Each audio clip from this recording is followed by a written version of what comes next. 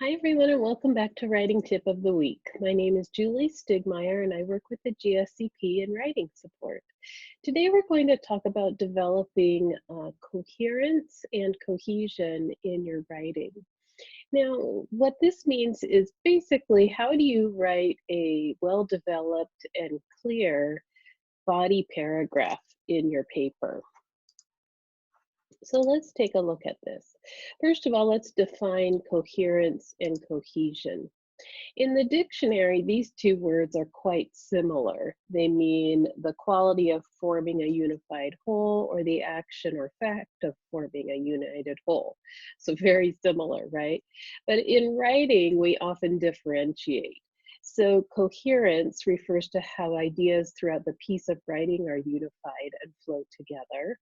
And cohesion focuses on more of a basic word and sentence level of flow or unity. So we could think about coherence on the global level throughout the piece of writing, and cohesion on the local or specific level between sentences.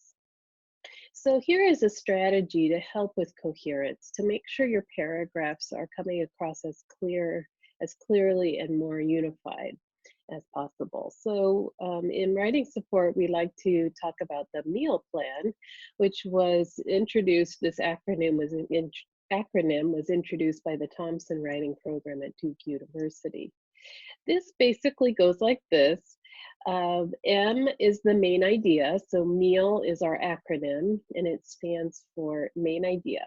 So this is the topic sentence that gives the claim or central purpose to the paragraph. That's going to be your first sentence in the paragraph. Your second sentence, and perhaps more, is going to be evidence. These are examples, quotations, paraphrases that add credibility to your claim. Then you have to analyze that evidence. How does this explain or further support your claim? How does that evidence, how can you analyze that to make sure that the evidence is supporting your claim? And finally, you have your link back to your main idea or your larger claim. So it's similar to the main idea, the first sentence, but it's in a different wording. And I just want to note that if you only wrote 4 sentences in a paragraph, that'd probably be a little short.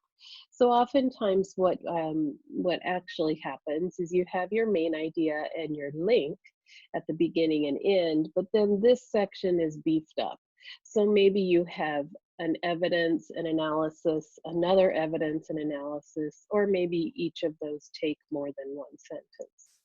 So now let's look at some samples and see how this works in real life.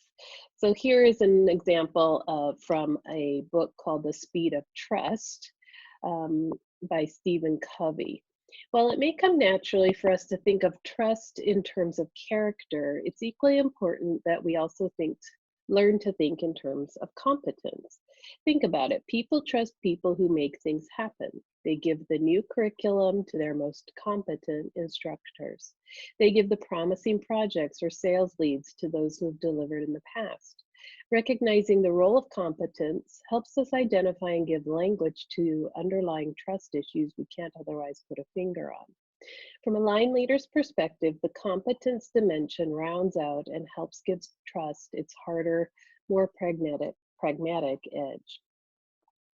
So now let's analyze this paragraph. First, we have a good M here. So the idea, first of all, this author is transitioning from the previous section on character and how trust is built through character, and then moves on to this idea of competence, which you can see is then repeated. That key word is repeated throughout the paragraph, a great way to provide that flow or coherence.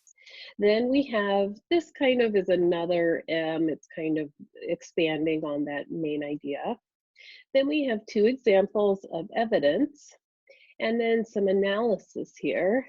And finally ends in a good kind of an L slash, there's a tiny bit of an extra evidence here or example. Now let's look at another example. Most important, we stop inflicting pain on students by demeaning and devaluing their past. This is a quote from Rendon. In this article, Rendon also addresses a lack of guidance from professors on getting Latinx students to verbally express their goals, which is useful for relieving personal anxieties from students who struggle to connect with school leaders. Voice is important in understanding the unique experiences of Latinas and a necessary component for building self-authorship. According to 𝐂𝐚𝐩𝐿 and Cooper, self-authorship helps students build a sense of identity by requiring them to regularly and systematically reflect on their own experiences. Self-authorship bridges students to self-identity. Self-efficacy bridges students to belief in their capability to achieve. Okay, so now let's analyze this paragraph. Well, first of all, as I read this paragraph, I'm really a little lost. I don't feel like I have a good direction. I don't have a good focus. I'm having a hard time understanding the main idea. So I would say there is no M here. You should really avoid beginning and ending your paragraphs with evidence. So there should never be a quote or specific details in your main idea. And why is that? Well, you can't step back and give kind of the broader strokes about what this paragraph is going to be about if you begin with a quotation. So then we have two examples of evidence, then some analysis here, then we have more evidence and a little bit of analysis. But you can see, again, we're lacking that focus. I'm not really, I walk away from this paragraph a little confused as to what the point is. I think there's some great ideas expressed here, and there are some interesting quotations, but I need the writer to help interpret and focus and make this more coherent. So those are just some thoughts on writing meal paragraphs. I encourage you, as you're revising, to think through your paragraphs and see if you can identify and analyze them. Just check them. Do you have main ideas? Do you have evidence? Do you have sufficient analysis? If you have all of these elements, you're going to have a really great paragraph. That's all for this week's writing tip. Join me next week as we talk more about writing and how to improve yours. Until then, happy writing.